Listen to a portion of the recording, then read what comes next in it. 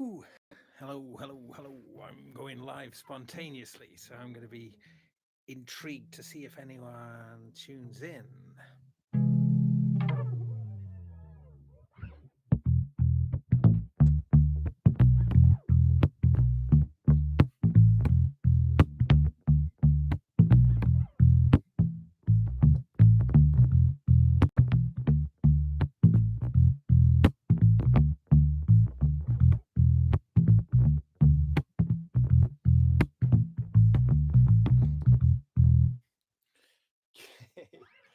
Yeah, nice. Just trying to get into the vibe. I'm going to do some more live things. Hello, hello. Who's someone in there in the room? Who's that, Benjamin? Nice to see you. And I don't know who is going to join tonight. So this is totally spontaneous. I'm trying some ideas out regarding streaming. Uh, but I thought I'd also do some very kind of pure, effectless, au naturel bass. Because, okay, hello, hello. Hey, hello. Neo Rev. The screen's really far away, so I'm having to bend over to see. Um, Hope everyone's well. I mean, I'm just setting up some stuff with some streaming things. This is a Roland VR1 HD. That's how we're able to automate between those different views. Just messing around with it at the moment, really. So I thought I'd just press live and then see what happens.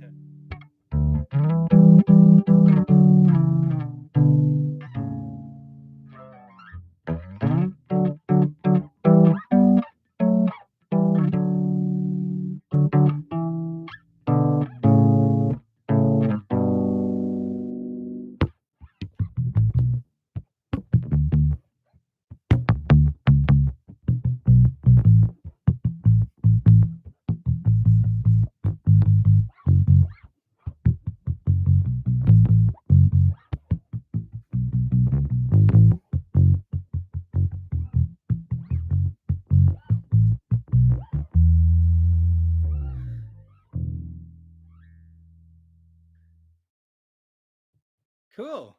Nice. Thank you. 100 things I do. I do. That's a nice name. So this bass is it's a Jeff Berlin bass. Jeff Berlin is this ridiculous bass player. I say ridiculous. His technique is just off the scale, and this is his signature bass. It's made by Court, which is a pretty budget brand normally, but this is a really nice instrument, and it's really easy to play. So I like playing on this particular bass. I like doing a I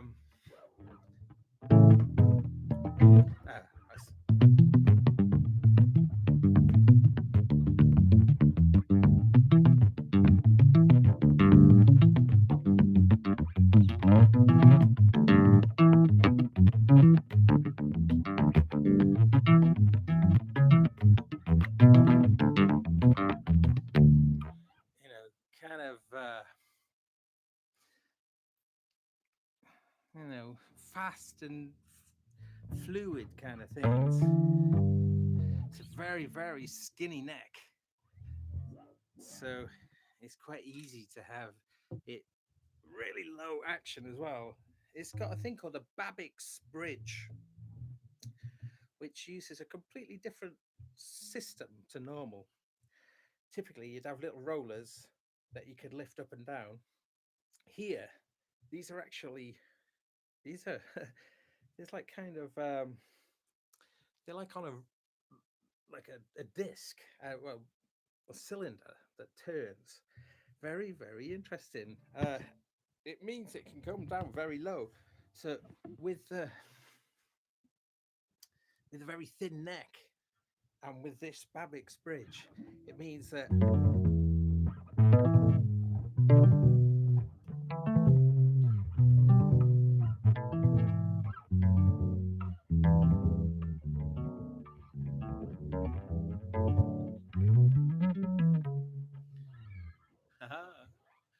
uh, yeah. I don't know if people are watching. I've got no idea. Oh yeah, hang on, 10. Okay, there are some a few of you out there. That's cool. I'm just gonna noodle and just waffle. I just fancied going on live to test out this Roland streamer mixer. Uh,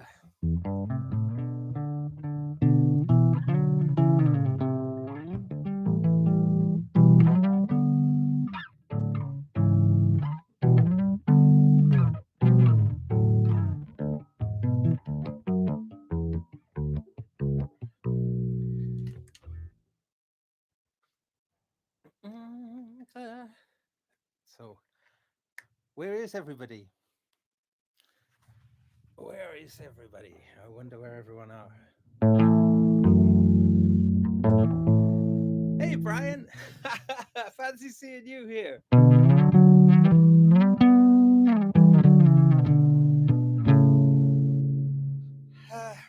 I was gonna queue up a bunch of effects and things, but then I just thought, no, I'm just gonna just play with just pure bass. Over the years, I've got quite a big bass collection here. I've got about 13 or 14. But over the years, I've had loads, and I've dabbled with some with more than four strings, a few five strings, and a six string. But I just come back to four string all the time. But I'm going to be making videos with this bass here. This is a MIDI bass, so that's something that's long awaited. So that will be coming at some point. But at the moment, I've just got a really basic, simple setup going on here. Does it sound quite nice? The clear.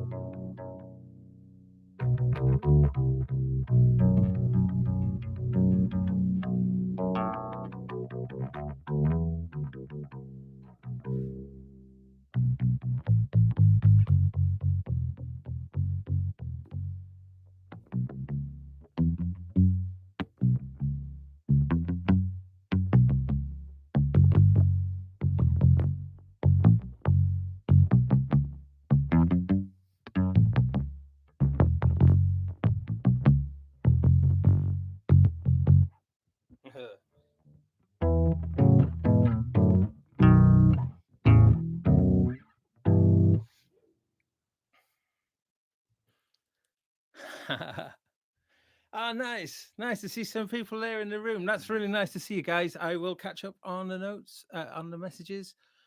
Cool. Hello, Rob. Hello, Wagoo. Yeah, Schwooster. Synced Alien. Nice, nice. Hope everybody's well. Wow, still very strange times indeed. But I'm ever so thankful to have music in my life. My goodness, it's such a way of disconnecting from things, but being really connected at the same time. I feel it's like ways of being a active member of the universe when you make music, and that making music on your own, just that is forging positive pathways. It's always a good thing to do.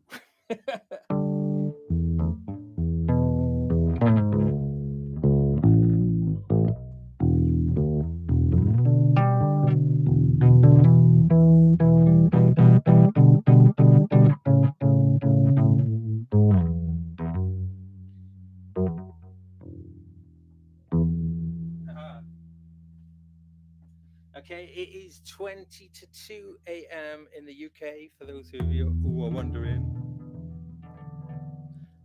Ah, nice, nice.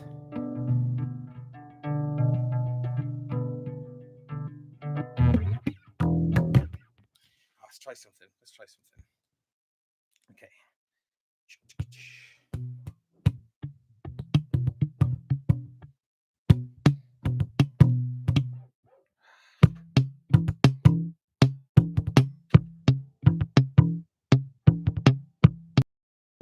Hey.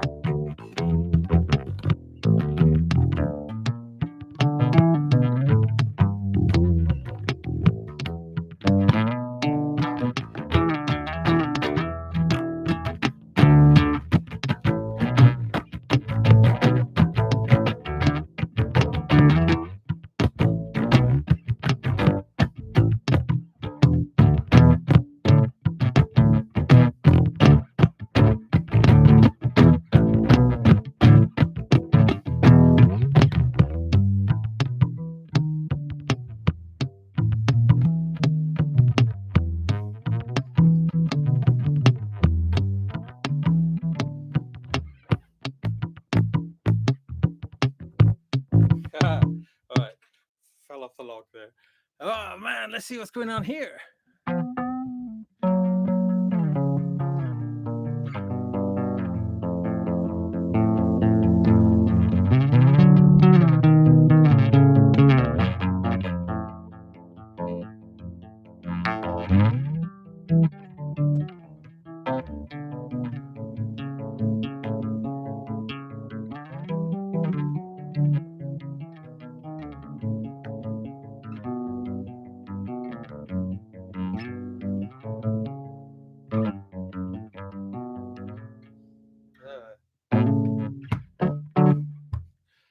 Phew. Hey. Yeah, excuse the just free form nature. Really nice for you guys to drop in. It's nice to see some friends in the chat room there. Yeah. That's cool. Nice, nice. This bass. This is the Jeff Berlin. It's called the Rhythmic, the Court Rhythmic, and it's a very fun instrument. Let's Clear that. Ah, let's do something else.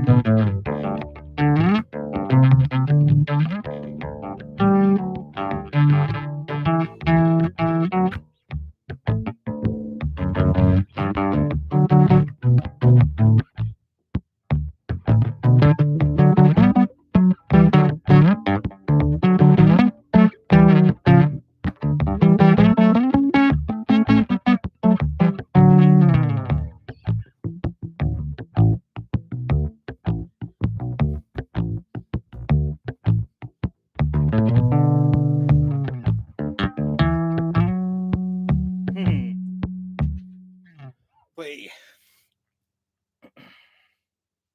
I'm just looking. I'm looking at the messages, trying to catch up. Oh, cool! Nice to see so many messages. I'm so sorry. So they're going past. I've missed loads of them now.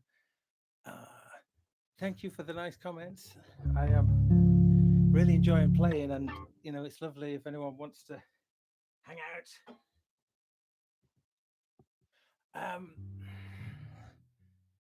Yeah, music though. Wow, wow. Something I often say is my favorite quote of all time is a Frank Zappa quote, and he says, "Music is the best." Just there. Nothing more. Just music is the best. It's fantastic. I thought, yeah, yeah, yeah, it is. It is the best. Yeah. I wonder how much in time and sync we are, audience and me now, or if we are fairly quick. Um, uh, can you help me out? Actually, I'm going to just do a little test to see what the latency is between the chat room and me. And what I want you to do is, I'm going to go like this. I'll go 1, 2, 3, and I'll do a pop. And I want someone to write the word pop. Okay. And 1, 2, 3, pop.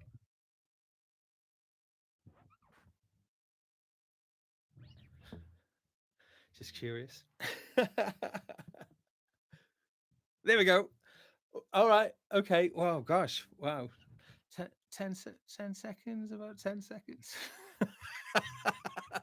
Yeah. I should have been watching the clock. Actually, where's my watch? Oh, can't be bothered. Yeah. A bit. So I'm a little bit in the past by the time you watch this, but 10 seconds in the past. Oh, there's loads of pop comments there. That's brilliant. Thank you. Wait, amazing. How nice is this? So, just a little bit of background. Just if anyone's just joining now, I am just trying out a new thing for Sonic State. Actually, this Roland AV streaming mixer VR1 HD. That's why it's at the moment I've just got it cycling between 2 cameras, which may be a bit annoying, but you can have 3, but I've only got 2 cameras at the moment, so I've only just got the 2 angles.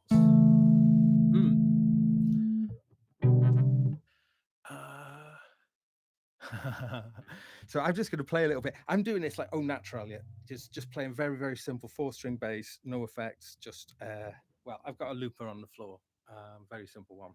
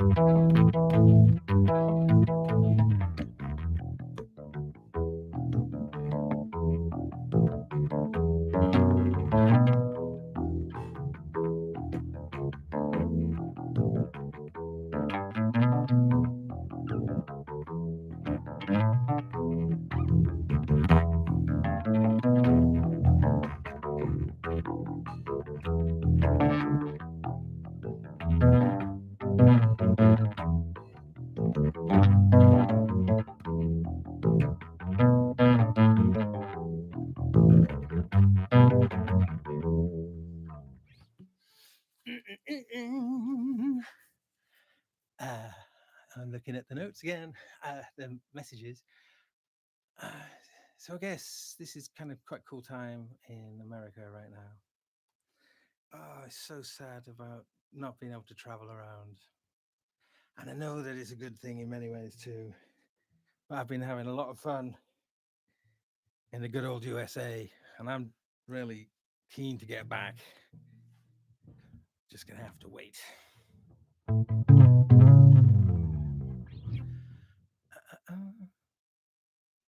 Mic can come up. Yeah, it can come up. I just put the mic up now. You might get more kind of.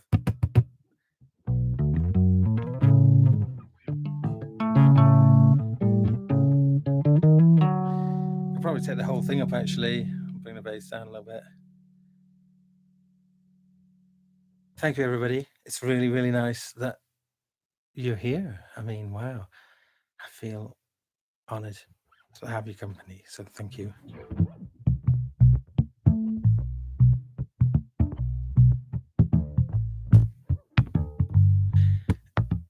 It's low end coming through because it's got really nice low end in my cans. I just don't know if we lose that.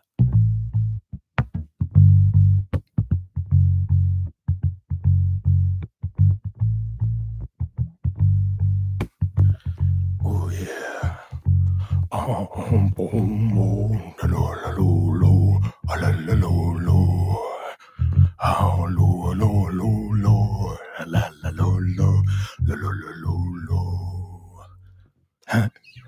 wow, look at all these comments. It's amazing, it's amazing, it's amazing. Oh yeah, yeah, cabin fever. About getting back out on the road. Oh my goodness. I mean, like, performing is absolutely in my blood. I am a performer. I am an extrovert performer. That is what I do. And I am thinking of doing some. Well, I've been thinking about doing it. I've been meaning on doing a lot more solo performances. I got the MIDI rig that's behind me at the moment, and this is super cool. This Electron MIDI rig with the industrial radio bass there, and that is the killer. I mean, it's incredible, and it's so sophisticated, but it is an awful lot of work. And every time that I do a session with it, it takes a lot of. I mean, it takes days to get back up to speed with it if you don't do it for a couple of weeks. However, things are changing in this room regarding making video content. It should be a lot easier to do now. So if you're keen, then I'm going to be making more things, and I also want to do a lot more. I want to do a lot more just sort of like live waffle chat things as well. So really glad, as I say, that you can join me. Have you had a go with Drambo? No, I haven't. No. Oh, what is that? Yeah, it's done automatic. Is that annoying? I'll take it off. I'll just put it on that one for now, but I can switch it back into automatic mode. I can have 3 cameras in here, so that's kind of cool. I'm gonna get a little clagnut for the iPhone, so I can use that as another camera. So that would be cool. But I've been doing a lot of reviews and also product testing. And let's get me back. Yeah. Yeah, that's a classic thing with the Canon M50s. They stop after 30 minutes. Have I streamed for 30 minutes so far? Wow. Yeah, nearly. Yeah. Wow. Okay. iPad equivalent to Electron is Drambo. Oh, okay. Okay. Wow. That sounds like that could be a rabbit hole. Drambo. Yes. I have seen it. I haven't engaged with it. Oh my goodness. That does sound interesting now.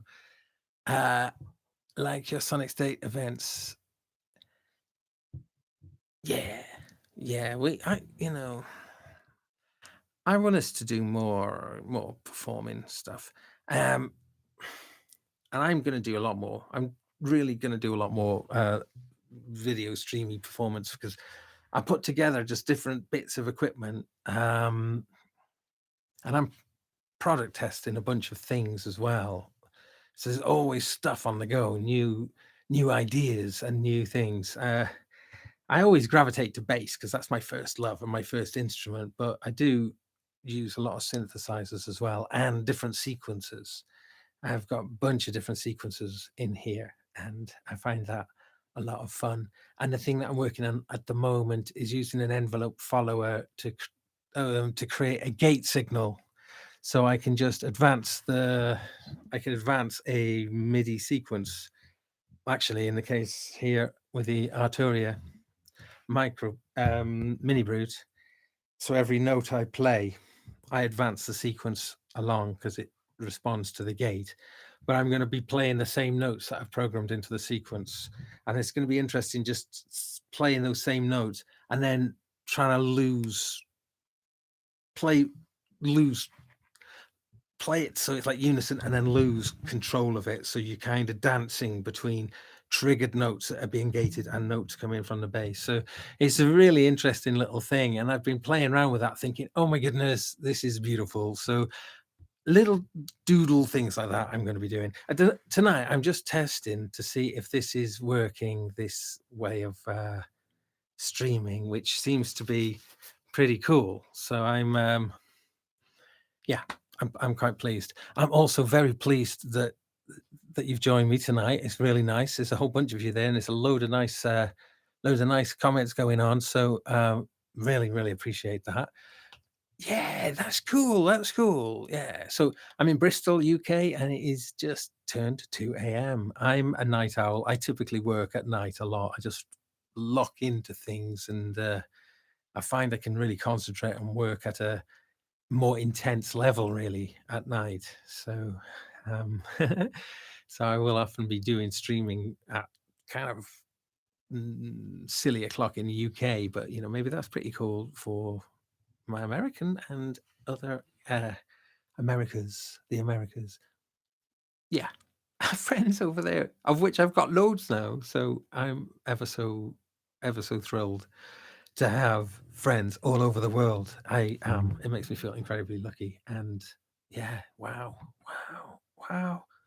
So, I've been doing a lot of traveling in the last few years and meeting a lot of people from, our, synth circles and things. And there's an awful lot of cool people out there, really positive, really clever, and really funny and engaging. And yeah, it's a great community to be part of. Really, really is. And it was sad that Superbooth couldn't happen. It was good that all the video content. Sonic State did 40 videos over the Superbooth home edition, which was really cool. But the thing that's super amazing about Superbooth, though, is the coming together of a lot of like-minded people. Wow, it's an incredible thing. So, like many things, sadly, 2020 will have given it a miss. But I have been thinking a lot about globalism, really, and how I've subscribed to the idea of being internationally minded. You know, I uh, I meet people all over the world with a shared sort of, similar kind of thing, feeling, similar beliefs, and similar morals, I guess. And I'd be more loyal to that sense of that than the concept of nationality, to being of your country. I think there is a global it's a brilliant, amazing global society that we've managed to build. One of the most difficult things in human civilization. Nothing to be sniffed at. In fact, it's absolutely something to celebrate. And even during this lockdown, like the internet has become not just like in any way a luxury. It's like being an absolute ultra essential part of keeping the fabric of society functioning. Ah, yeah, amazing. But, you know, something I've said many, many, many, many times is that I believe the greatest achievement in human history now is Wikipedia, which sounds like a ludicrous idea, but it's it's a celebration of like everything that's gone before in and the fact that it's absolutely free and intend in as many languages as is possible. An incredible achievement, and it's very easy to sort of nitpick, but my goodness, if you if you try and create a Wikipedia page, you have to really use the academic process. It's a very good, very, very good thing. And I think that celebrates this international brotherhood, peace. No, I don't want to use the word brotherhood. You know, of all, I don't want to say mankind either. It's also male centric, I suppose. But just togetherness. Amazing global togetherness. Wow. What an achievement. We've been fighting so much in history. This is relative peace in an amazing way, and that peace is really special. And we need to make sure that the things that brought us to the piece kind of remain. God, yeah. Um, wow. So I'm gonna do some more playing, guys. Thanks. I love it. There's a conversation going on. It is really, really cool. In the chat room, it's very, very cool. I need to catch up with it. I feel a bit out of the loop.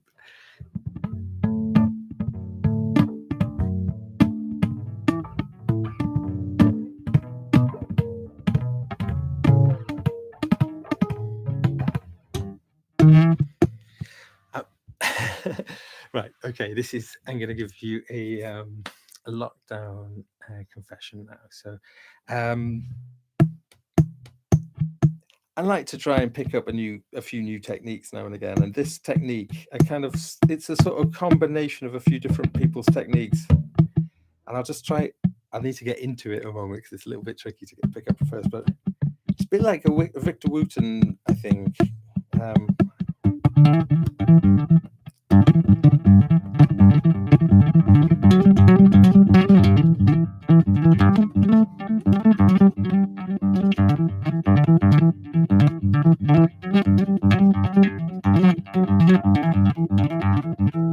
need to work on it. But it's kind of I'm just jealous of arpeggiators on synths. It's just like, oh, I've tried to do that loads of times over the years. I've written pieces and then tried to do the arpeggiated part on the bass, and it's just too much like hard work, because like this, you just the amount of effort it is on a keyboard if you latch it as well, it's that much effort to play those notes, but to do the equivalent, play every single note on the bass, it's like, whew, it really takes a lot of kind of it just but saying that, it is pretty cool when you lock onto it.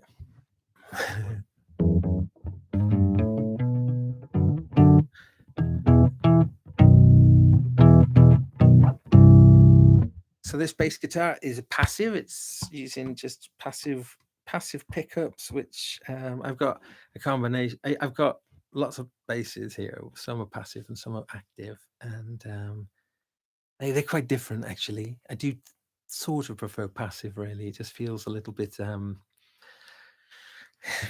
yeah. It's a funny difference, it's like if you use a lot of microphones, a condenser mic and a dynamic mic, they've both got really different strengths. And I'm talking into a condenser mic now, albeit a bit off axis, but like a dynamic mic, it can be punchier, it can have like a thicker kind of delivery, and viva la difference. I love the fact, in fact, it allows you to justify having lots of different bits of kit, I suppose. And I need the justification because I've got too much stuff. People ask me how many basses I've got, and I typically say one less than I need,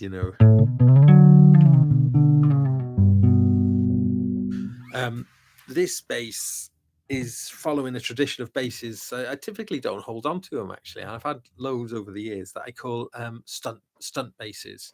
I don't think I would use this bass live unless it was for a solo type show. But in the bands and stuff that I play in, I wouldn't use this. It's too fragile, really. Well, I don't know. It's probably pretty tough, but it's too. I play really quite hard in some of the bands, especially. And I think this is like more of a soloist sort of bass, I think, in a way. Yeah, it's with the passive pickups as well. I think it would struggle to be. I don't know. I haven't actually tried using it in a gig. I will do some videos about my basses because I've got stories about each one, really, and they're they're like really. Oh, I love them. Certain basses I don't use too much these days, but I've kept them because they're like kind of trophies of a particular thing that I've done in the past. Like, some of the bigger things that I've done. I like to kind of the basses are almost like kind of mementos of those things, reminders of instruments that uh, yeah, it's nice. They've played an important part in my life. This one is my most recent one, really. So I haven't really done much with this one. Um, yeah. Let me think. Let me think. Let me think. So I, because bass, I started playing bass at the same time that I started using a computer to sequence. And this was one of the very first ones ever. Uh, a BBC Micro Music 500 system, which is like an FM. It's like a really bland, it's just plain, boring, most boring looking thing you could ever imagine. But what it was an 8-voice FM synthesizer. So I was really fortunate. So this is about 1987 and going into 1988. I was learning how to use a sort of music sequencer. And at the same time, I was starting learning to play bass. So those both happened at the same time, and they've just been a constant. I tend to identify myself as a bass player, but also as a music technologist, because I've loved the simplicity of like a bass like this, which is so simple, really. I mean, it does have two pickups, but this is like volume, and this is a pickup blend. This one, or somewhere in between, and a tone. So this is simple, but some of the ones I've got over there are ridiculously complicated. So it's quite nice going on little tonal explorations. Well, let's go on one now. For instance, with this one here, that's that pickup there. So it's got a nice juicy. If I go to the back one, it has this. Look at that. Go back to the front one. So it's a lot more forward, more kind of aggressive, leaning in sort of.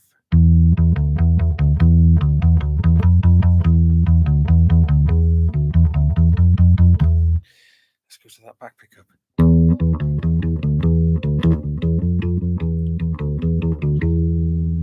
So very, very different, aren't they? But the back pickup, especially if you roll a bit of tone off it.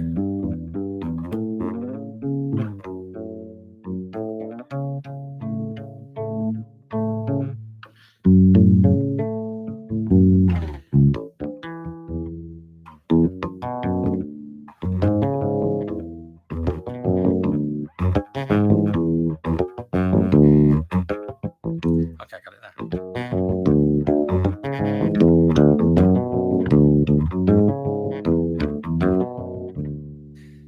So that back, you can do more things like that, I think. I mean, if I do that on the front pickup. So sometimes, yeah, they're a bit too bloomy. They take up a bit too much more. They take up a bit more space. There's a question here. Guess who is your favorite bass player of all time? Oh my goodness. Yeah, I mean, there's a few. Obviously, there's a few. And I mean, Jaco Pastorius, as for not just bass players, one of the greatest musicians, one of the most inspiring, incredible, and utterly crazy guys. But yeah, and amazing. But more personal, I think. Actually, my brother bought me. I can't remember, 17th birthday maybe, a copy of Jaco Pastorius's debut album, the one with Portrait of Tracy and Come On, Come Over and Kuru, Speak Like a Child, and oh my goodness, what an album! What an album! So yeah, that album was hugely influential on me, because I'd really passionately taken to bass as from the age of about 16. I became obsessed, really. So by 17, really arrogant child, just gone, through everything up to Jaco Pastorius by the age of 17. But I was listening to music then, and Stanley Clarke as well, and then Jeff Berlin, and this is the Jeff Berlin bass. And my goodness, I heard this Bill Bruford album called One of a Kind. It's an album I've always really loved, but it's a perplexing album, and people have have really not enjoyed it over time when you try to play it to people, because it is a, it's a very it's a kind of very sophisticated music. It's well worth checking out. But the bass player on that album is a chap called Jeff Berlin, and I think he was really young when he did that album. And in fact, I think it was his association with Bill Bruford that brought Jeff Berlin into the limelight. But his bass playing, is incredible. There's a song called 5G on the Bruford album where he does this kind of slapping thing. It's not really slapping, it's sort of slapping, it's something, but it is amazing. And it was one of the most jaw-dropping things I'd ever heard at the time when I first heard it, especially. It was just like, wow. And then I kind of learned a little bit more about Jeff Berlin because he was involved with Anderson, Bruford, Wakeman, and Howe, which was like this Yes, the members of the original classic Yes from the early 70s had sort of regrouped without Chris Squire, the bass player. So Tony Levin, I think, played on the album, but I think and then Jeff Berlin did some of the touring. So he'd been on my radar a long time. That's back in '89, I think, maybe.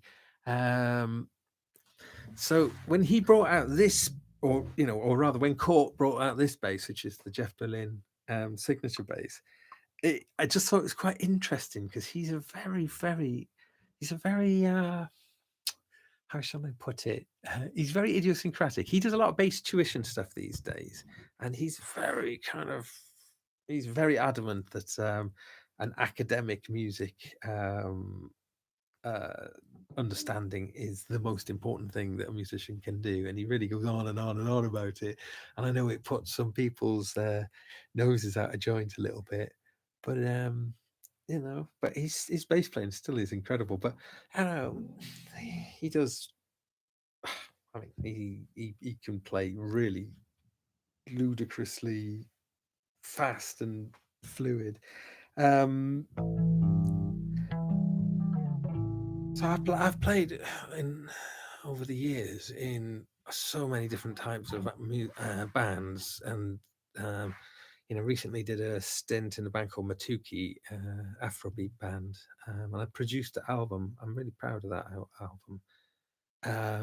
But I got to play a lot of very busy bass lines, which is really nice because normally you're told to, calm it down, man, pipe down, take out some notes. But with this one, I could put more notes in. Hang on, what's that? Is there a type of wood you like the sound of? Oh, yeah, actually. I mean, yeah. What do I like the sound of? Uh, oh, that's a big question. Actually, it they, they do really change. I mean, a lot of basses are sort of older. I think here, and got one mahogany, and then there's an rock maple. Yeah, they they do sound different. They really sound different. It's a really interesting thing I find with instruments. I find it with bass. I find it with synthesizers. I find it with guitars. Is that if that instrument has got a quirk or something about it, or when you play it, it you pull notes out that you wouldn't find on another instrument, for instance. So like a certain bass, I might pick it up and I'll play something that I've never played ever before, and it just kind of happened because of some symbiosis of me and the instrument, and just like, yeah. And I can pick out different ones from there and go on different musical kind of journeys with them, because th- there's a lot of elements that go on to make the sound, like the different types of pickups and the magnets, and the how what the frets are made out of, and they're like really many things come, because I mean, a lot of the time bass is, you don't really hear a lot of the tonality of the bass. It just, it's the kind of, as my friend says, the big brown sound. It just like kind of lays at the bottom of the music. But you know, if so,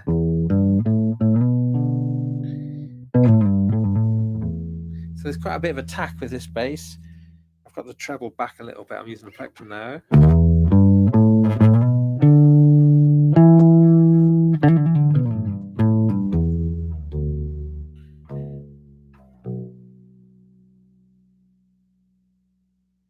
Yeah, that front pickup. I'm more of a front pickup person most of the time. It's quite nice with the low, with this bridge, being able to have these low strings means you can do pretty big bends.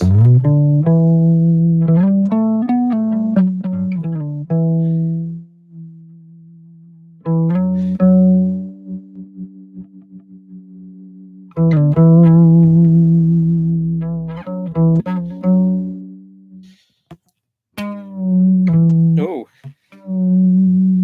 well, that's out of the range. That's in no man's land.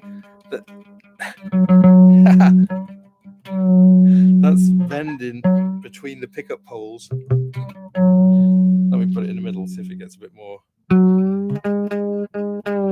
Oh yeah, back pickup gets a bit more of it. Haha.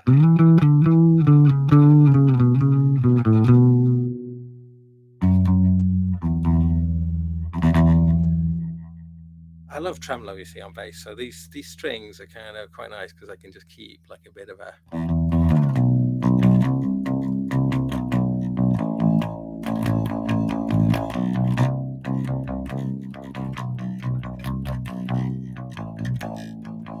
Nice. I'm just catching up with some of the messages.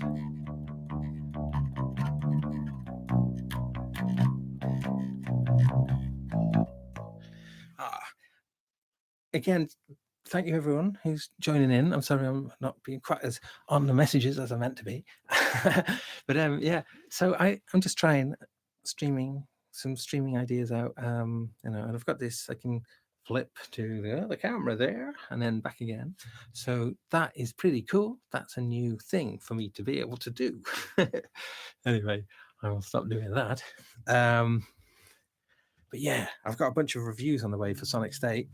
So I hope you can check out some of them. Doing reviews is great because I do have to get quite deep with the bits of kit that I'm reviewing, and I only want to do it if I can get deep with it because I don't want to just go through the motions with things. But it does mean that I do put more time into them than perhaps you could do it a lot more perfunctory. But I don't know.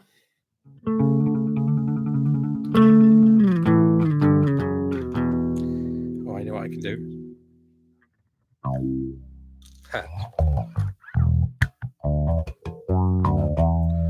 Wow. Now, I am very guilty of wow mouth.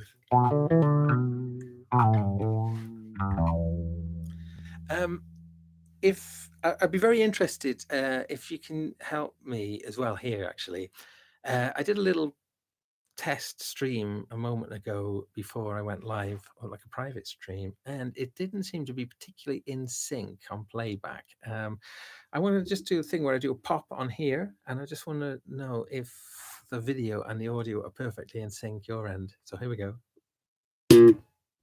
So actually, let me just make it more obvious.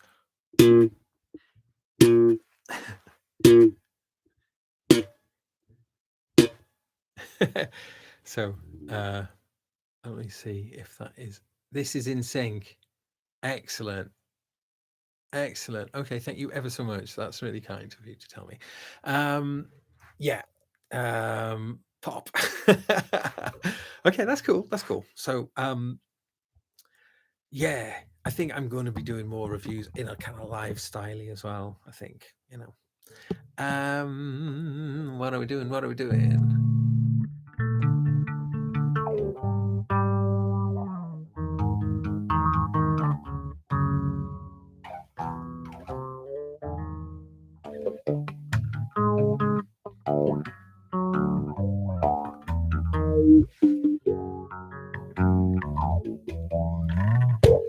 Whoops. Let's do that again. Oh,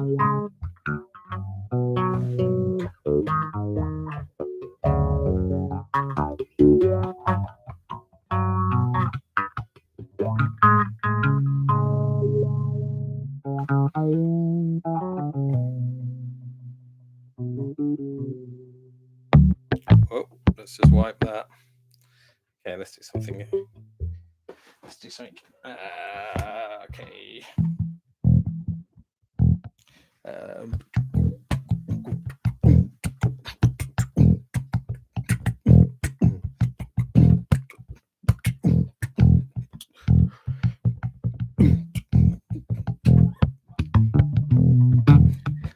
okay.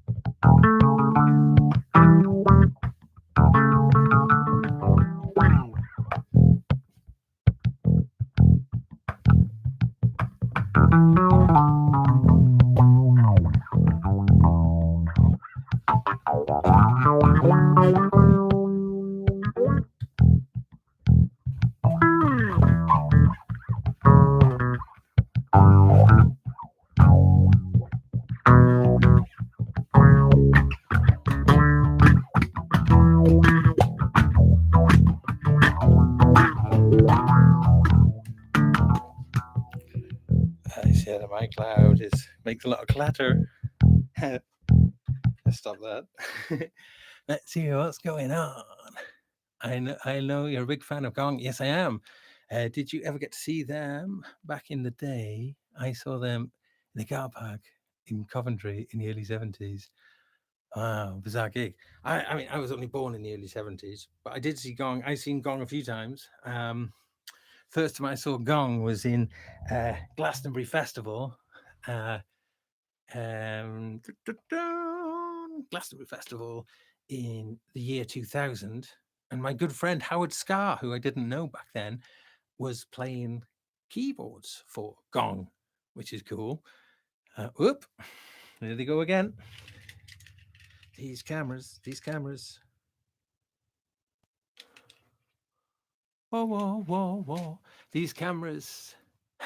It's ridiculous, isn't it? These cameras, there's some taxation, some weird thing about tax, which means that in order for these to be sold as and taxed as cameras, they have to have this arbitrary 30-minute limit built into them. So they won't film longer than 30 minutes. Or rather, you can just go and press it and start it again, but it's just a weird thing. It means that it's not a video camera if it can't record, it has to, it stops it being a video recorder, but also as a webcam as well. So it stops after 30 minutes and you can't disable that. It's like, no, no, no, no, no. It would be breaking the tax. It would be breaking the tax law. It would be breaking the tax law. And that's a very, very naughty thing to do.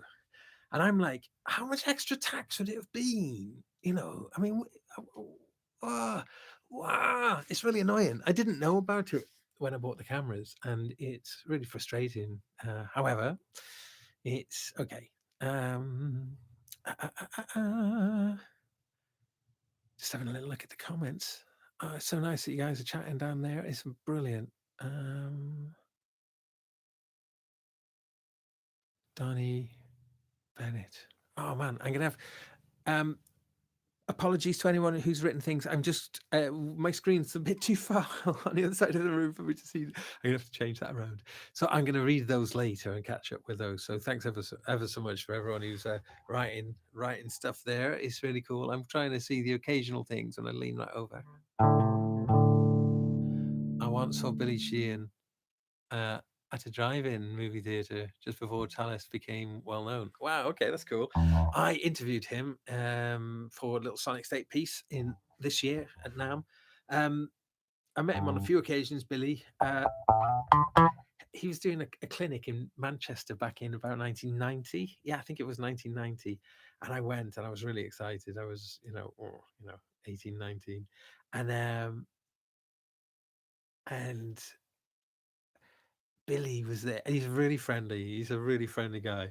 And we were there early because we'd gone from North Wales um, and we were so young, and I don't know, it was funny time. But uh, Billy arrived early. Oh god, I was so excited. And he talked to us and he hung out with us for a bit, which was really nice. And then he went to go, and there was this really big door, and he had misjudged it, and the door went to slam, and it was gonna slam on poor Billy's head. And I sprung up.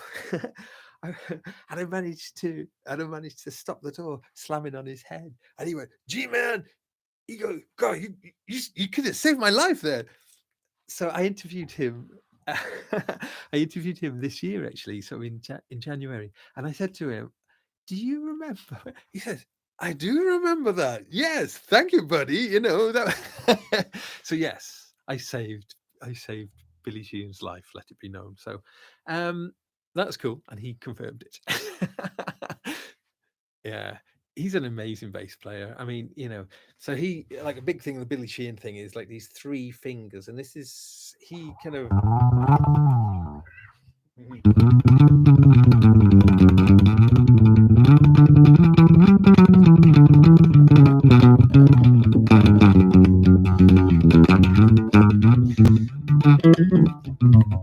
I'm not very good at it.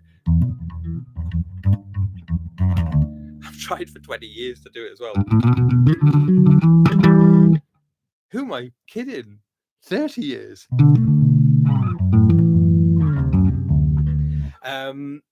But he's going like he goes this finger 1, 2, 3.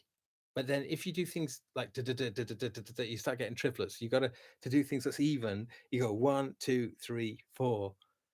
1, 1, 2, 3, 4. 1, 2, 3, 4. So even though your fingers are still doing that, wait, maybe you want to lean on the accent like 1, 2, 3, 4. I can't do it. 1, 2. Yeah, 1, 2, 3, 4. 1, 2, 3, 4. First finger, second. Yeah, sorry, he demonstrates that really well. I do get it. It's then you can start to get it going reasonably quickly. Then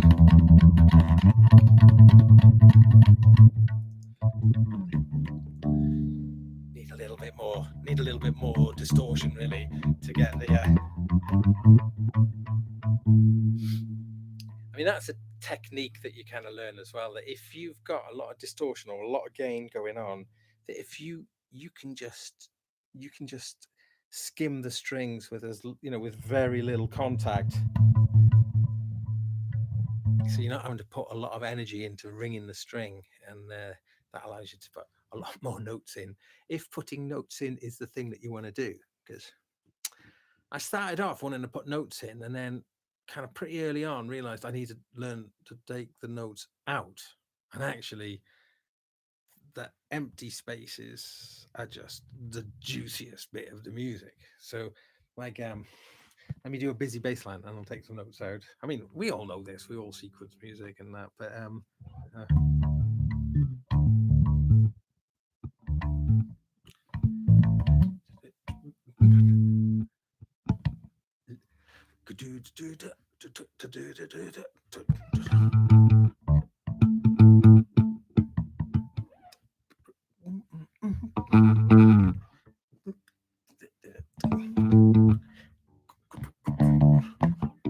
so what I try and do, and especially when I'm playing with other musicians as well, is kind of visualize things and to sing things, to try and find the little space, and to find the unique space between yourself and that musician who you're playing with, who is a unique individual. That's the thing about playing with other musicians. There is a very reactive thing I think when you do stuff with sequences and or with a computer, and you are the king of the castle, and everything that you do, no one questions. Everything you build, everything, everyone bows to your will. You are God. You are God of your own machine.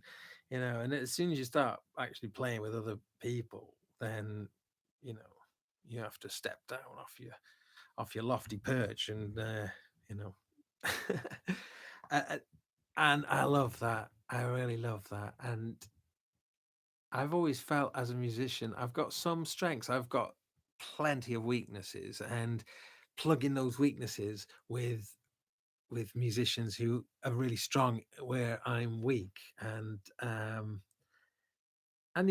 conversely, I might have more maybe extroverting sort of performance, which encourages them who would maybe be a little bit more introvert. So it's a you know those are the kind of musical relationships that I strive for, and I've got long lasting ones as well. My band Rocket Gold Star, his origin is 1993, and the band became Rocket Gold Star in 1995.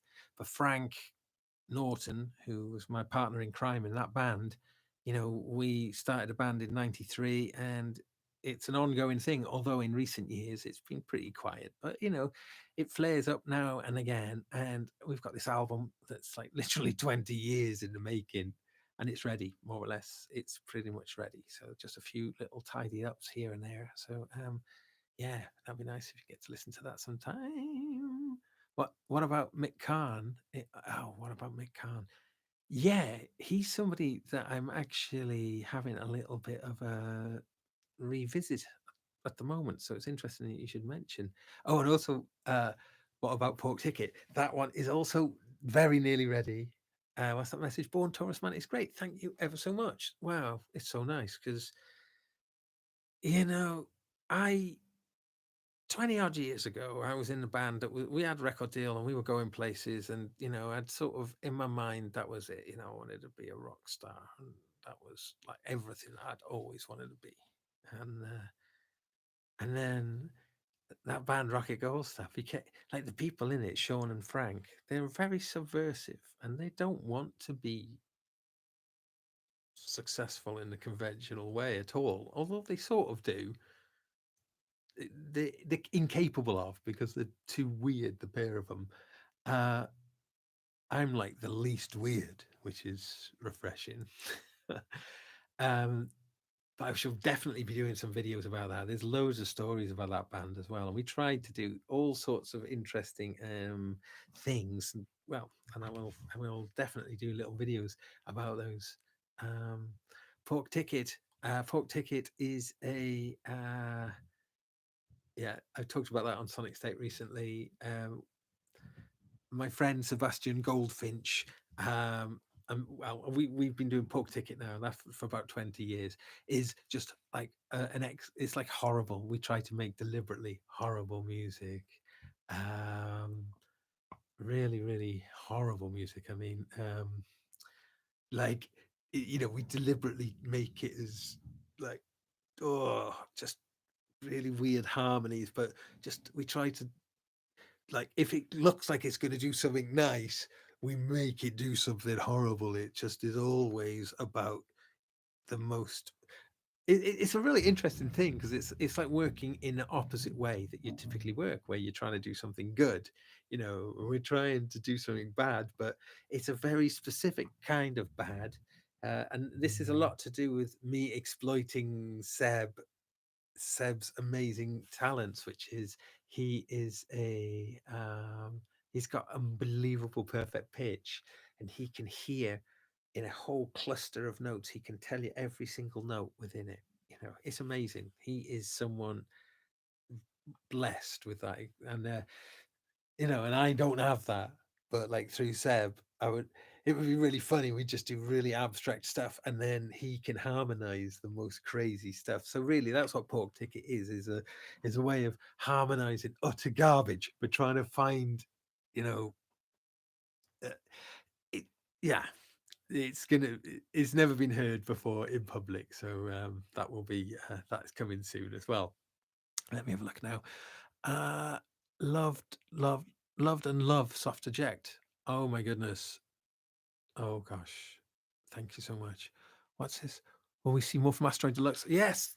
Now we've written the follow up, and it's been a well, more or less written it. It's not quite finished, but it's been an enormous project. The Moons of Jupiter.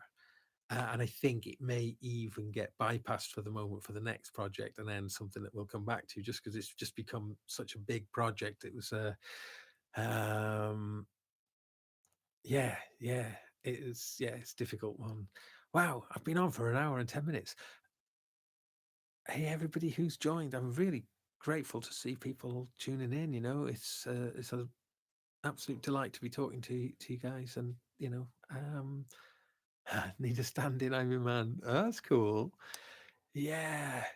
Thank you for talking about sort of the music that I've been involved in. There's loads of it really, and but I've been working behind the scenes on so many things that do you know something like I've done a lot of production and loads of mastering, and you don't like because so many people don't make CDs and stuff these days. It's like there's like no record of it anywhere because no one fills in the things or Spotify doesn't show the engineering details and yeah, yeah.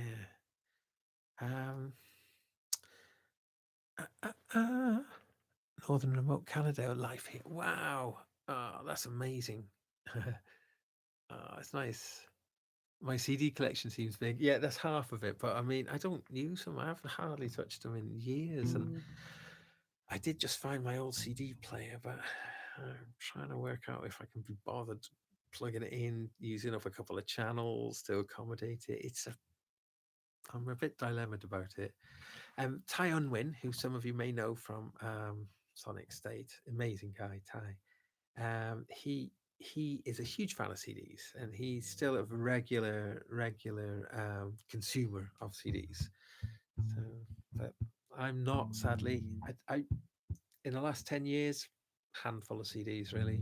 Oh my goodness. Oh my goodness. And this is the person who was buying them, like at least one or two a week for a long time and more. Um, yeah, I've been wondering about the CD. So I've been wondering about just having the computer turned off, CD player, just going, grabbing a bunch of CDs, sitting on the floor, and having a listen, and just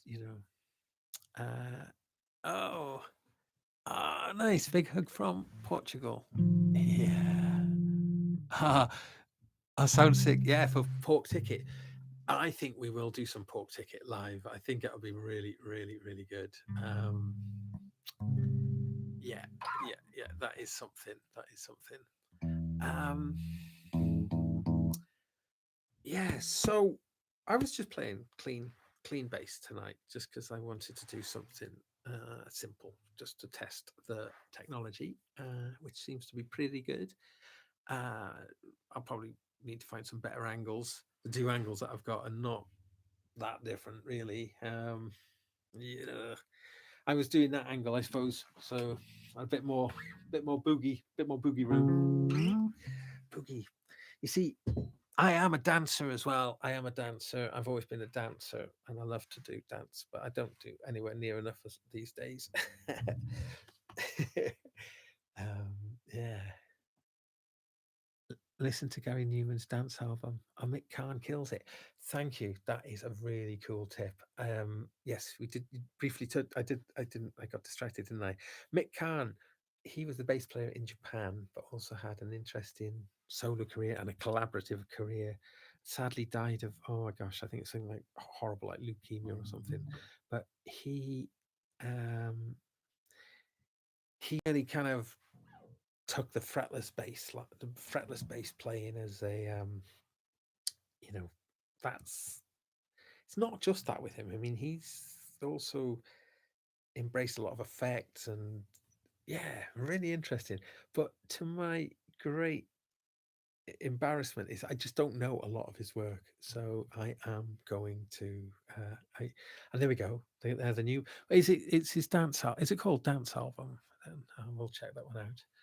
Um, these days only buy vinyl, listening to digital version a lot of the time. Always fun to break out the record player. Yeah, it makes it an event. And putting a record on is an event, isn't it? I mean, that is the thing about vinyl more than anything, I think, that the amount of effort it takes to get off your ass, waddle across the living room, go on your hands and knees and look through your records, find something, carefully take it out of the sleeve, then take it out of the dust jacket, put it on to the thing, then waddle on back to your seat, and then, the temptation just to press skip is a lot of effort, isn't it? So I reckon that's the thing. If it's on vinyl, it's more chance people will actually let it play. I mean, I reckon we're all probably guilty of this, of just with digital stuff, just being, just skip, they're bored now, skip, skip. And it's easy to do and, get the gist of something quite quickly. And then, oh, I want to listen to something more. I, uh, I do think there is this thing though, and it does sound a little bit, I'm being a bit of a fuddy-duddy, but when I was like 50, no, a bit older, 16, I used to go on a train in North Wales, from North Wales to either Manchester or Liverpool, and I would save up some money and I would go and I'd go and buy an album, and I'd go to one of these cities, and I would go looking in a few different record shops, and I would go back and forward between the different record shops, looking at one, you know, then go back to another one. Oh man, and having to decide which of the two I was going to buy, or three, or whichever, and make that decision, because I'd come a long way and on the train, because I was looking for slightly obscure things. I'd developed this love of all sorts of proggy kind of stuff early on. So I was looking for certain things.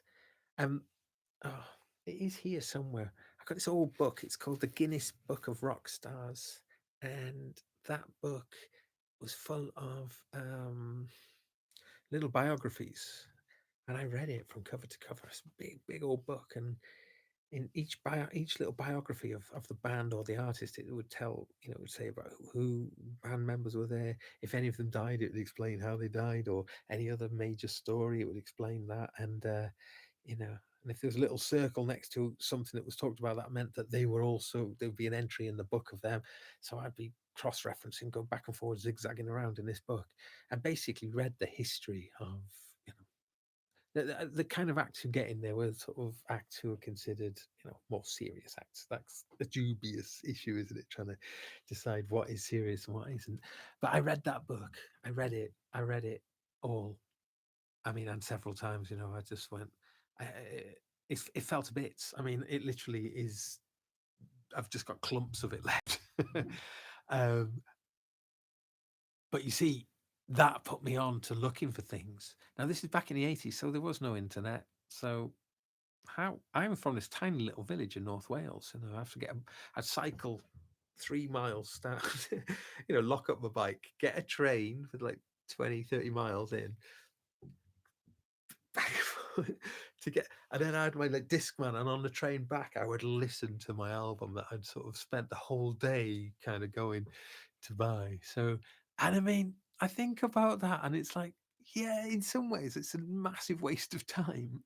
But then in other ways, there's something quite philosophical about it, and the decision, and also some of those albums that I bought then, they're like super precious in my heart now. So, I feel maybe one of the things with streaming culture is you have a much more transitory relationship with music, that you feel you have a brief association with it, and you can keep going there, but it feels like it's on the other side of the glass, that you have this kind of isolation style relationship with the music. You don't fully get to really embrace it, that you do when you buy a physical object. But they are physical objects, aren't they? And we don't need to be making physical objects as much as possible. We should be not doing that. So really encouraging, the use of plastic things. Um, Anyway, so okay, I might zoom off now. Thank you ever so much for joining me. I might just play it. I'll do a little play out, I think. And excuse the unprofessional thing that I'm just going to do now. I'm just going to ping this and yeah. Okay. Damn these cameras! They cut off after 30 minutes. Let's see. Oh, there's some great. Standing in the rain, waiting to buy concert tickets somehow made the concert that much better. Yeah, it's that investment, isn't it? Being invested in something, as opposed to just like sitting in your palace being, gorging on endless amounts of things without any investment in, you know, the sort of Spotify kind of did it, and it's, not just Spotify, it's Spotify was the nail in the coffin, but it killed that the music industry in a way that it's never truly recovered. And you know things change and it's fine. I think it's all cool. I think it's all cool. I think it's all good. The thing, the TikTok thing is going to usher in a new thing that we can't quite perceive at the moment. I think something's quite interesting there, isn't it? That you put something out on TikTok, with a button like, you can use the music, so you can shoot your own video to that piece of music, and you're not going to get done for copyright. It's just like the opposite of what's been happening with YouTube, where if you wanted to do something that had someone else's music in, you get your copyright strike, and it's like it's almost like a direct opposite of it, isn't it? Um, Let me look. Oh, I've missed going into a listening booth, yeah, in a record shop and checking out stuff. Yeah, you can still do this, but it is a thing about, again, when you're invested in the music, you've invested not just your money, you've invested your time, and and I would really think deeply about the things that I'd be buying, to be, do I want it to belong in my collection? You know. I apologize to anyone who's watched me on various things. I do have a habit of sometimes saying the same stories, just now and again, and I apologize because hearing the same story twice is no fun. But yeah, I think having music in having music in my life has meant that I've not gone completely crazy, because I am, like, I am as I am, and I feel in music that's allowable. You know, um, it's funny. A band who was one of my most important bands growing up was Rush, as it was for a lot of people, probably at similar ages. 16, discovering Rush was really important. Partly because of Geddy Lee, the bass player, incredible. And they were a three-piece band, and I loved. I played it, and always playing three-piece bands. Rocket Gold Star's a three-piece band, and three-piece bands are just amazing. I love three pieces. The Police, what a fantastic three-piece band. You know, the way you have to work together, and the way you have to kind of fill in, means you have to be very creative. That's why I've always gravitated to effects and synths and stuff. Much like that's what Rush did. They, as just a standard bass, drums, and guitar, they brought in lots of things, lots of synthesizers that controlling with their feet. What's that now? Sorry, I feel like the screen is so far away with the comments on. Yeah, yeah. Nice. Thank you. Good night, anyone who's joining and leaving. I am going to be signing off in a moment. I've been on for an hour and 24 minutes. Wow. Yeah, okay. So this was a bit of a trial for me, just a little bit of just freestyle talking with a few little noodles here and there. I will be doing more of these, probably without such a vanilla, boring sound, and more, with something more interesting going on. Ah, But I find this is a million billion things you can do just in this. Freestyle's great. Hey, thank you. So an amazing Japanese three-piece in London at the end of February called Ningen Isu, means human chair, based on Edogawa Rango horror story. Ningen Isu. Okay, that is very cool. Very cool to know. There's some awesome Japanese bands.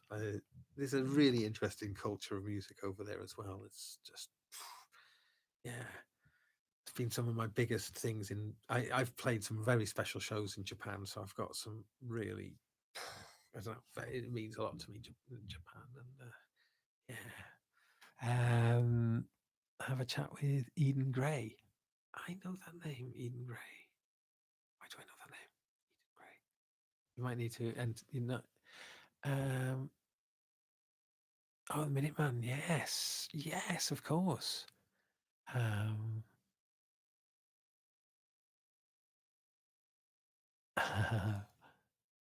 it's so nice. There's so many nice comments and positive things being said there. Thank you so much, everyone. I'll tell you what then, just for fun, I've been making some patches on a little Boss effects unit. It's called the GT1B. Hang on. This little thing. Oh, shall I do this now? I could do. Anyone want to hang out for a bit longer? Shall I carry on? Shall I carry on for a bit longer? If anyone wants, yeah. Actually, how many? 35 of us in here right now. That's cool. That's a good gang, isn't it? Yeah, carry on. Okay, thank you. Well, okay, I'm going to make some videos about this. Well, I say I've all these intentions to make these videos in the queue, but this is definitely what I want to do. This little effects unit is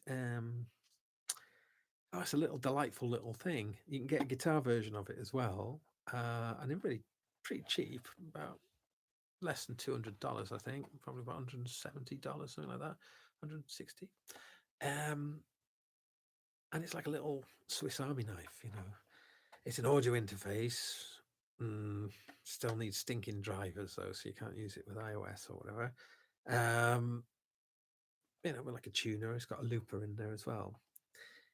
But it's also got some wicked stuff if you go prodding around in the depths of it. Namely, that I discovered that you've got these like LFOs.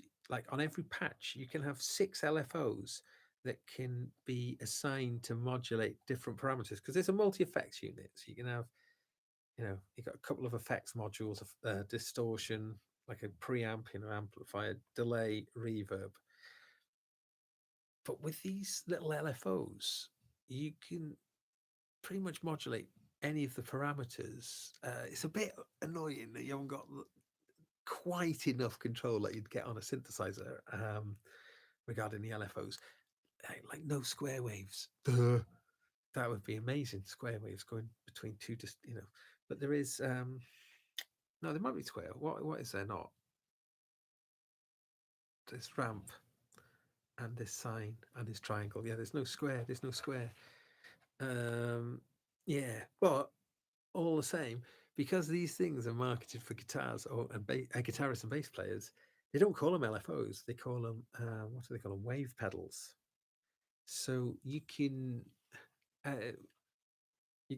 you have to go digging in the right to the back of this, and there's these things called assigns. You go into the assign, and then if I make my assign the source, I'm going to go and choose wave pedal.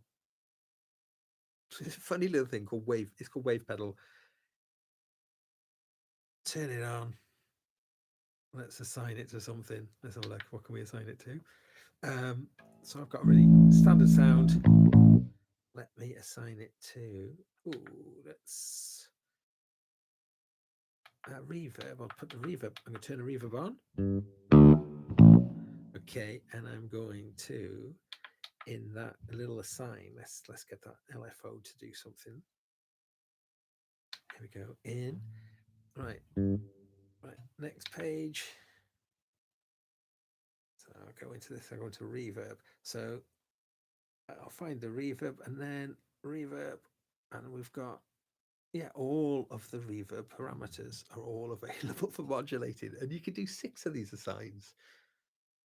So you can get quite a lot of stuff moving about. And then that allows you to do some pretty mad stuff. So I'll show you. I've made some patches, and I've made some serious patches, but I've also made some really odd ones. This is an odd one. There's loads of these ones going on. Right. Let's see if I can remember how to use it. Okay.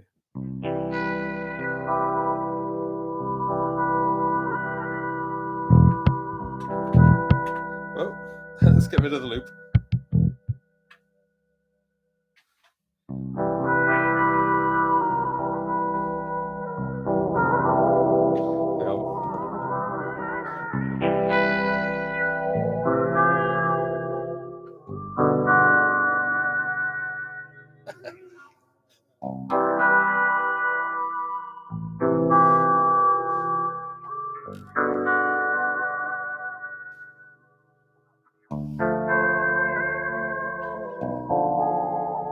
It's weird, isn't it?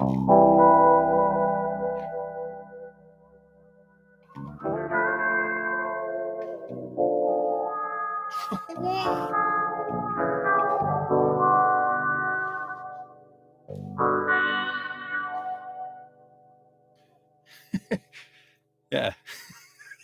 You know, useful. Well, let's find some more.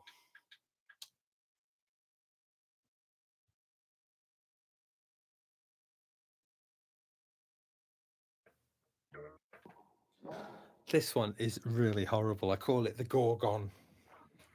Hang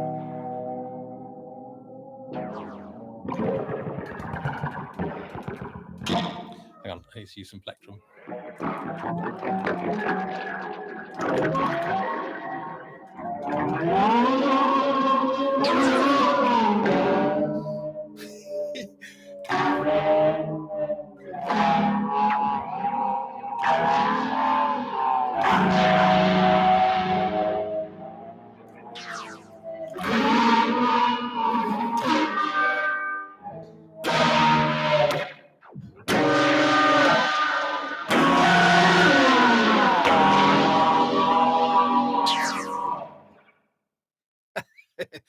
What do you think about that?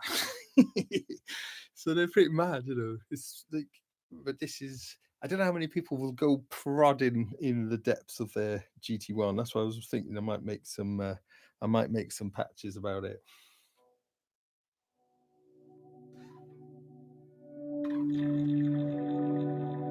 So we're gonna do this thing.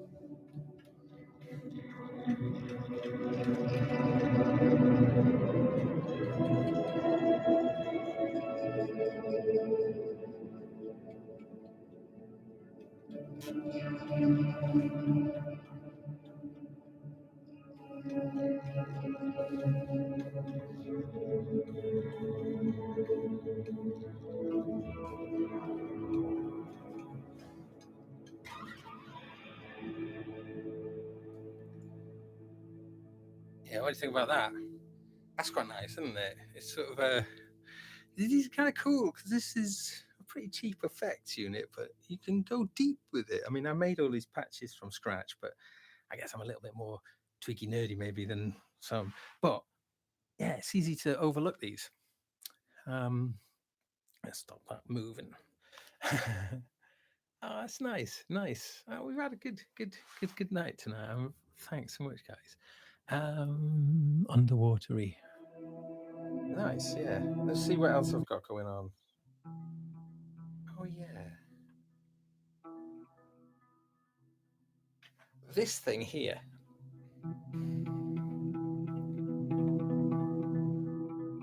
This Terra Echo. That's kind of what gives it that watery effect. But what kind of strings am I stretching on?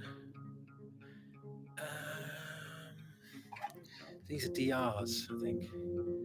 I've been a long-term rotor sound user, but I am trying some of the strings out at the moment. A bit more verb on here now.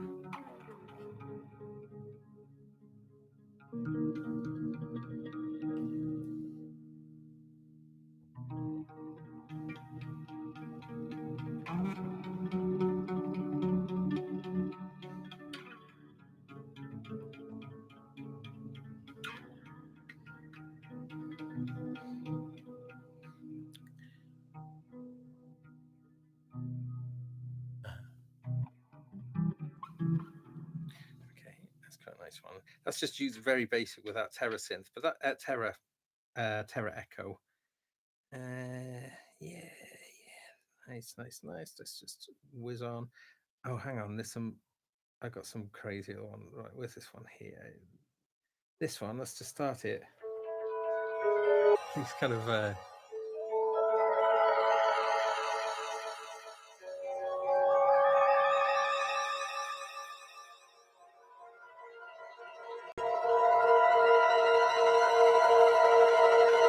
So you keep it going.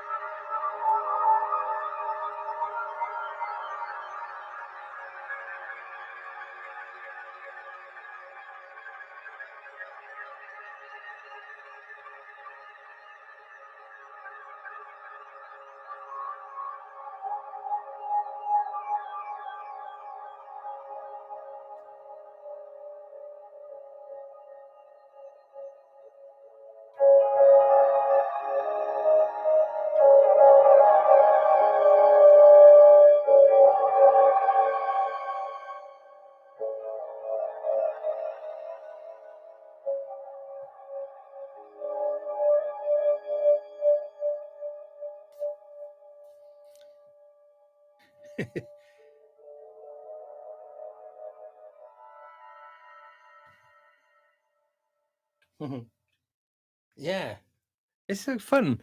So yeah, that's why I like roll. I love rolling stuff. It's quite often they put really puzzling things into the stuff that they do.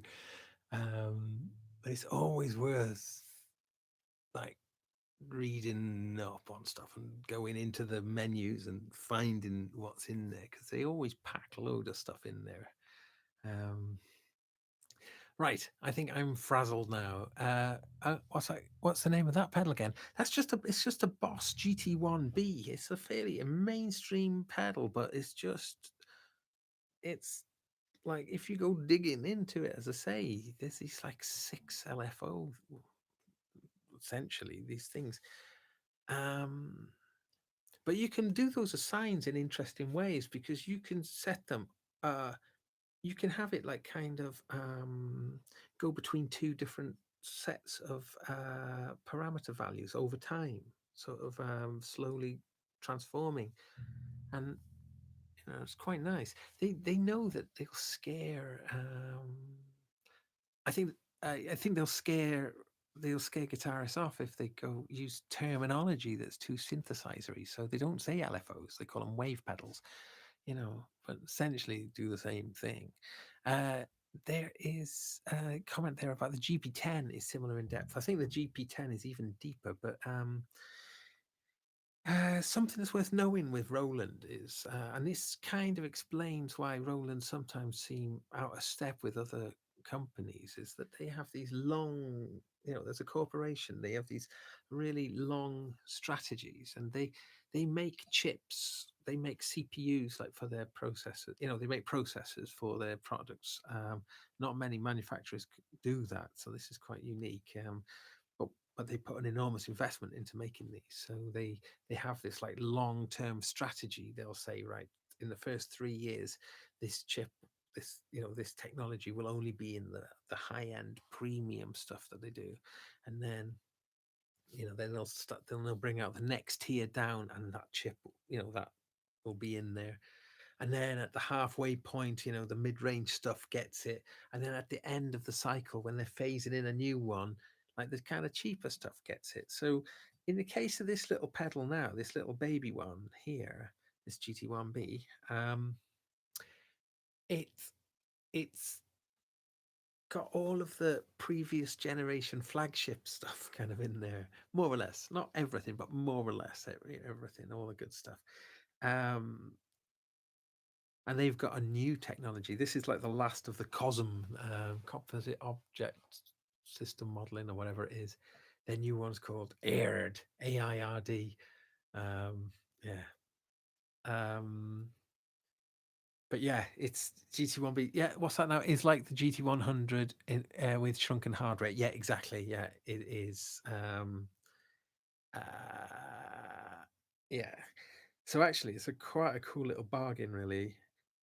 It's good for me because I got a big pedal board, but I just wanted something small I could just put in my gig bag just for when I'm just, sort of always got, some sounds to get away from just the standard stuff. But anyway, there's a phaser here. Let's have a listen to see what this sounds like. Oh, that's quite nice actually. Here we go.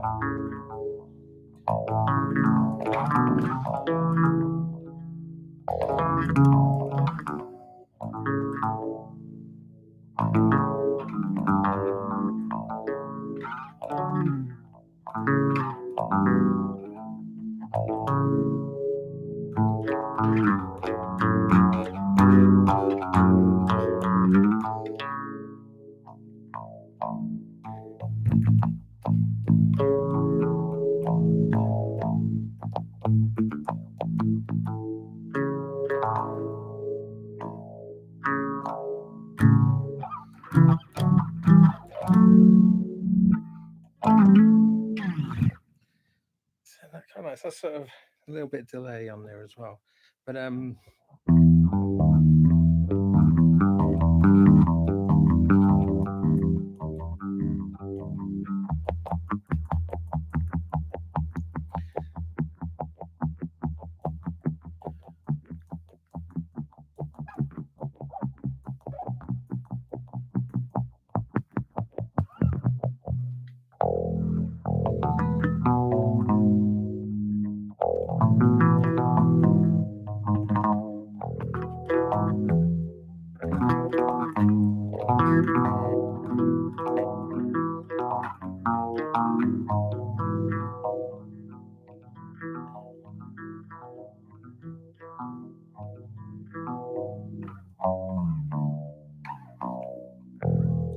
good. I think it does sound good. I think it was a lot better than I thought it was going to be.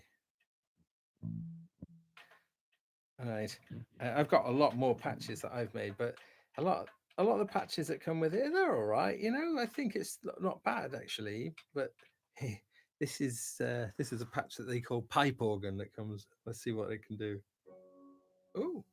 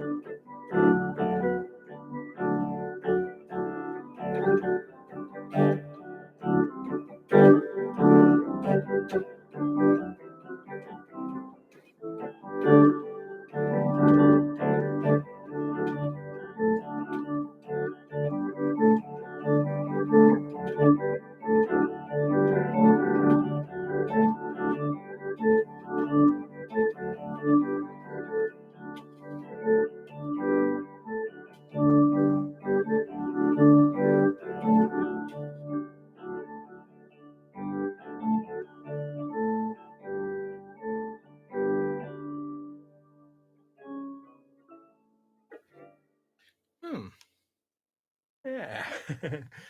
It's a bit of an odd sound, but that's what I typically like to do. If it's something that's really horrible, it's like you just keep working with it, and you start to kind of mold it into something. Um, Elephant chorus. Do you think that's like elephant talk? Oh, it could be, yeah. The choruses are all right on this. They're pretty good. I was hoping it was going to have the Dimension D on it, the classic.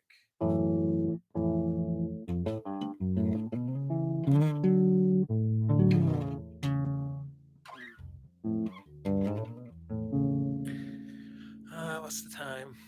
Oh, good grief, it's really late now. Nice.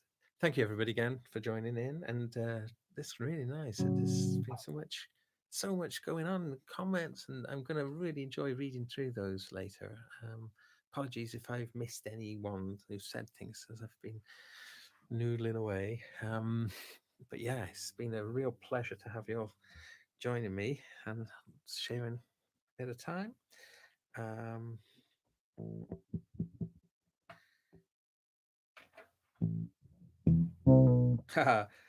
80s UK pop fretless is the name of this patch, which is in clear reference to the great Pino Palladino, who is one of the all-time great bass players and a fellow Welshman like myself. And his brother was in my band for 5 years, and I know Pino and I know all the family, and he's the master. So it's super cool. I really love the Pino Palladino story. If you don't know who Pino is, wow, you got to check him out. I mean, he is the master.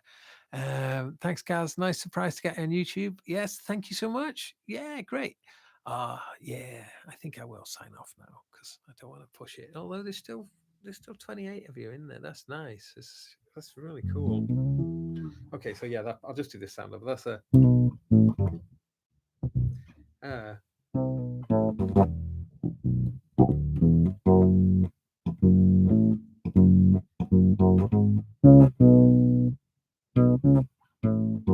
That's it.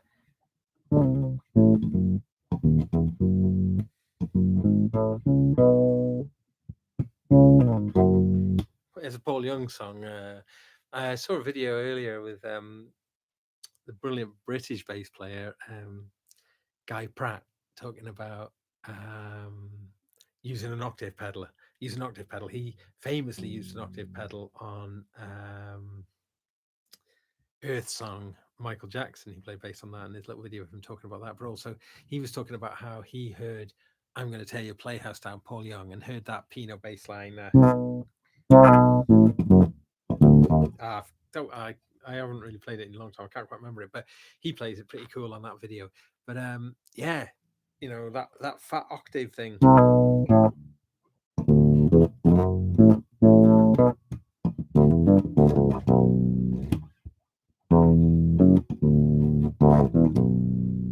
Yeah, it's just nice. It's quite tight sounding, actually.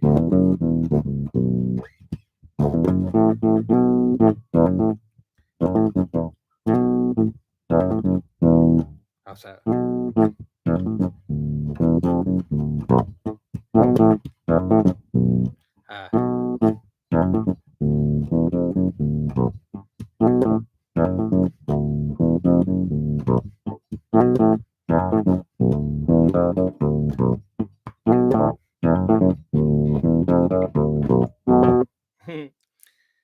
Right. Okay. That's it. I'm gonna go. I could just keep going on forever and ever. I'm definitely gonna do this again. So and I wasn't planning on doing it. I was I just pressed the button. So and I've ended up staying up for nearly 2 hours. Thanks again, everyone, for joining in. And yeah, please consider subscribing if you're not already. Oh, that sounds so tedious saying all of that stuff. But yeah, and sleep well if you're just about to go to bed. Good night.